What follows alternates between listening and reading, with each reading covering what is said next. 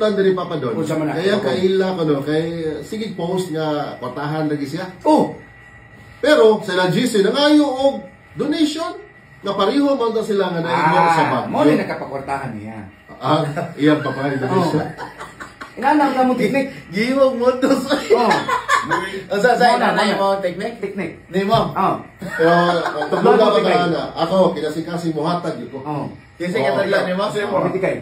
Ako? Ano ko, acts of kindness ako may hatag. Dili ko na mga... Madunit niya kung ka.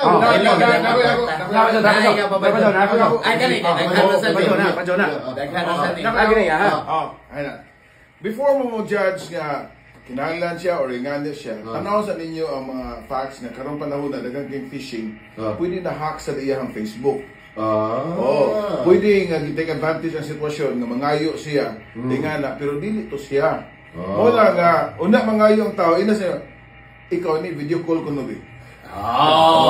Pero ako Papa Jo, ako maganahon na naman. Hatag yun siya dito sa website. Kaya rich kid lagi ko na siya.